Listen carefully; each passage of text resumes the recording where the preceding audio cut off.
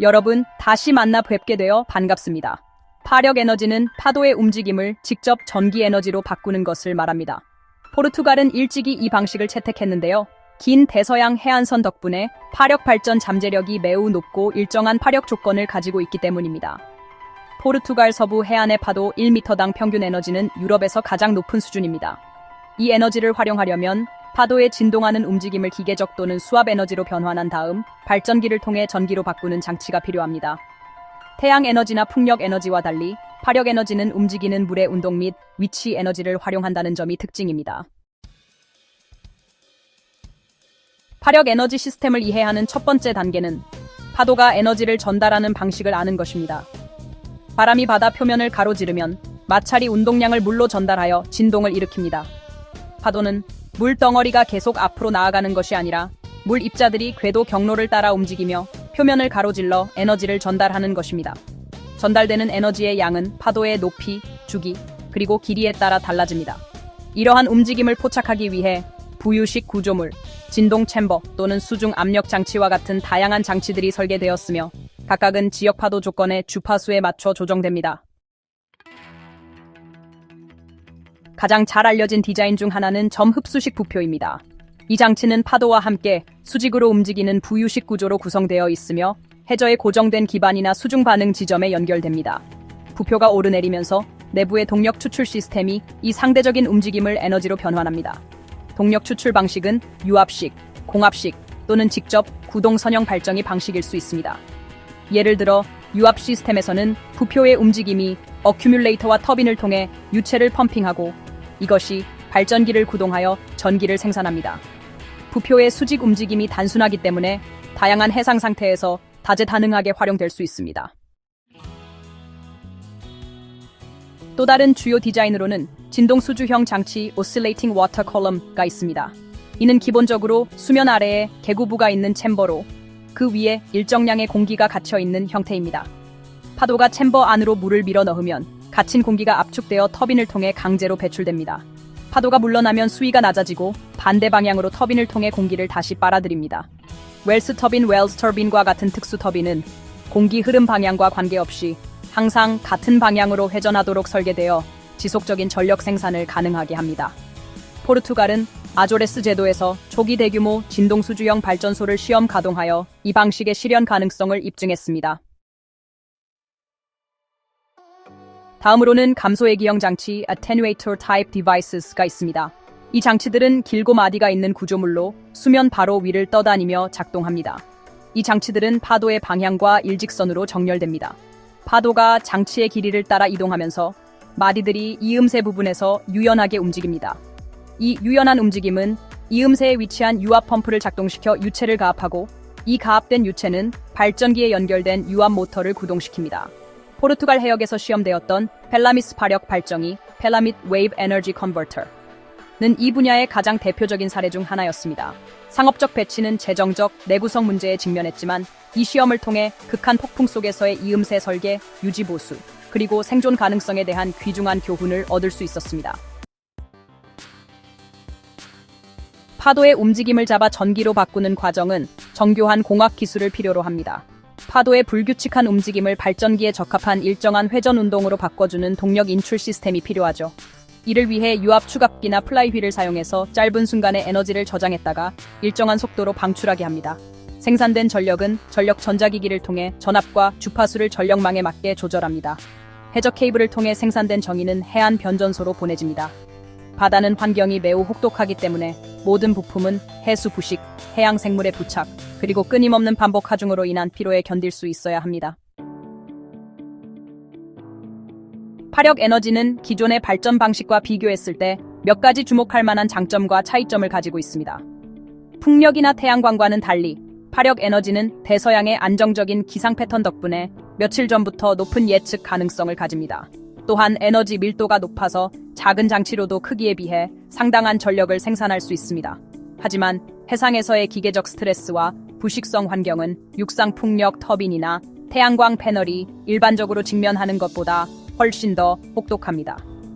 기존 기술들이 수십 년간의 개선과 안정적인 공급망을 기반으로 하는 반면 파력 에너지는 아직 프로토타입과 시험 단지를 통해 배우는 단계에 있습니다. 2008년 포르투갈의 아구사도라 해상풍력발전소 사례는 좋은 연구 사례가 될 수 있습니다. 이 발전소는 각각 750kW급 펠라미스 장치 3개로 구성되어 총 2.25MW의 용량을 가졌습니다. 이 감소액기는 포보아 드 바르진 근처 해안에서 약 5km 떨어진 곳에 설치되었습니다. 이 프로젝트는 기술적, 재정적 어려움에 직면했지만 전력망에 연결된 파력 에너지가 대규모로 운영될 수 있음을 보여주었습니다. 이 프로젝트에서 수집된 데이터는 오늘날 유럽의 새로운 설계에 여전히 영향을 미치고 있으며 상업적 성공이 즉각적이지 않더라도 초기 배치의 중요성을 보여주고 있습니다.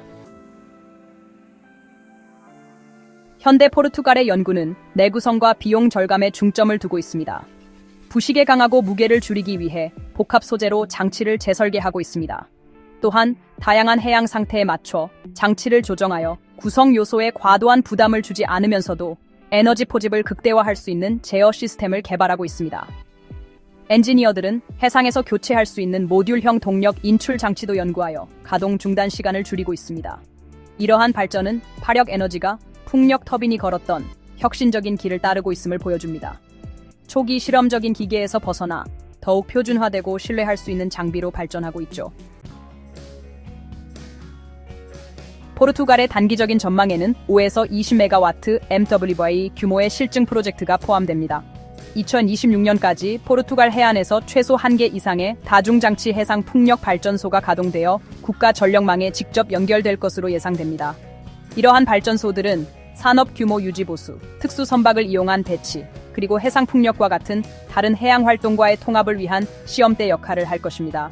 또한 예측 가능한 재생 에너지 발전의 보상을 제공하는 시장에서 경제적 타당성을 평가하는 데 귀중한 데이터를 제공할 것입니다.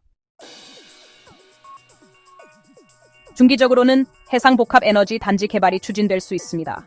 이는 파력 발전 장치와 부유식 풍력 터빈을 결합한 형태입니다.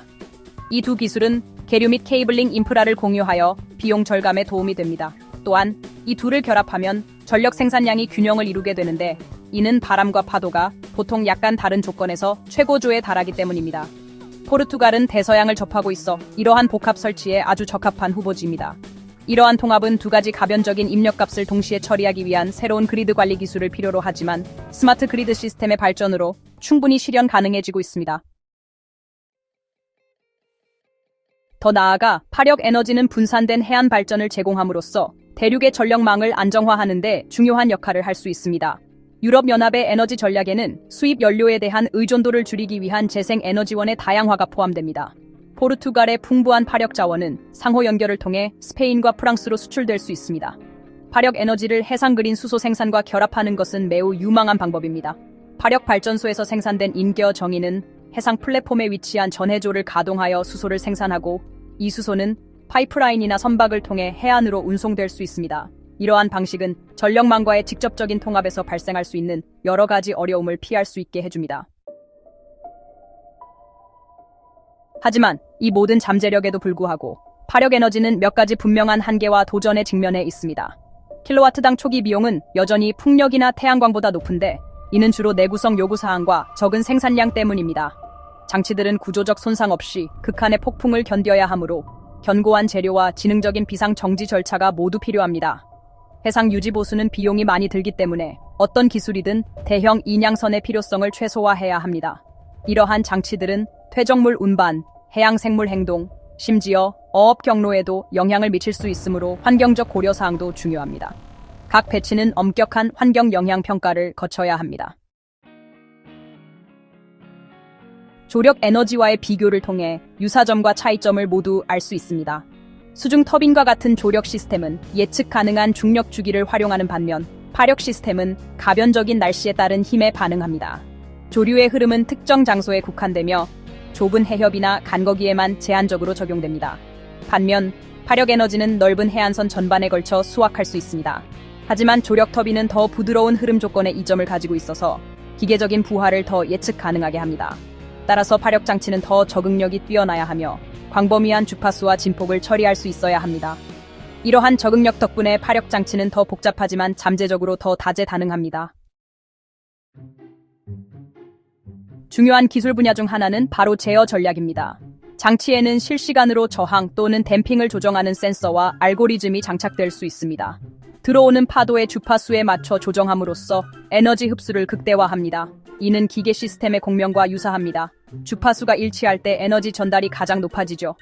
능동 제어를 위해서는 신뢰할 수 있는 전력 전자 장치와 견고한 피드백 시스템이 필요합니다. 적절한 제어 없이는 장치가 잔잔한 바다에서는 성능이 저하되거나 거친 파도에서는 파손될 위험이 있습니다. 포르투갈 엔지니어들은 효율성과 생존 가능성의 균형을 맞추는 알고리즘을 개선하기 위해 이 분야에서 선도적인 실험을 진행하고 있습니다. 포르투갈의 파력 에너지 개발에는 국제적인 협력이 중요한 역할을 합니다. 프로젝트는 주로 유럽연합의 연구 보조금으로 공동 자금을 조달하며 포르투갈에 위치한 시험센터는 유럽 전역의 기업들이 기계를 시험할 수 있는 환경을 제공합니다. 이러한 교류는 유사한 해상 조건에서 다양한 설계를 비교함으로써 학습 속도를 높입니다. 또한 단일 기업이 아직 완전한 상업 모델을 입증하지 못했기 때문에 위험을 분산하는 효과도 있습니다. 개방형 테스트베드 접근 방식은 개별 프로젝트가 상업화에 도달하지 못하더라도 얻은 지식이 더 넓은 산업에 도움이 되도록 보장합니다. 파력 에너지의 경제성은 태양광이나 풍력에서 볼 수 있는 학습 곡선과 유사한 영향을 받습니다. 초기 장비들은 맞춤 제작과 소량 생산으로 인해 비용이 많이 듭니다. 하지만 생산량이 늘어나면서 표준화와 대량 생산을 통해 비용이 절감됩니다. 계류 및 케이블링과 같은 기타 설비들도 반복적인 경험을 통해 효율성이 향상됩니다. 전문가들은 포르투갈과 다른 나라들이 매년 수십 메가와트 규모의 꾸준한 배치를 유지한다면 10년 안에 비용이 절반으로 줄어들 수 있다고 예측합니다. 이를 달성하기 위해서는 안정적인 정책 프레임워크와 투자 인센티브가 필요합니다. 결론적으로 포르투갈의 파력 에너지 추구는 단순히 또 다른 재생 가능 에너지원을 추가하는 것을 넘어섭니다. 이는 독특한 물리적 원리와 실제적인 도전 과제를 가진 기술을 발전시키는 것입니다. 점 흡수식 장치부터 진동 수주형 발전기까지 이 메커니즘들은 엔지니어들이 끊임없이 움직이는 대서양의 파도를 어떻게 전기로 바꾸는지를 보여줍니다. 각 프로토타입과 시범 프로젝트 그리고 시험 단지는 기술 지식의 축적에 기여하고 있습니다. 2026년까지 단기적인 발전소 건설이 예상되며 중기적으로는 풍력과 파력을 결합한 복합 단지 그리고 장기적으로는 수소 통합이라는 비전과 함께 파력 에너지는 꾸준히 발전하고 있습니다. 시청해주셔서 대단히 감사합니다. 좋아요와 구독 부탁드립니다.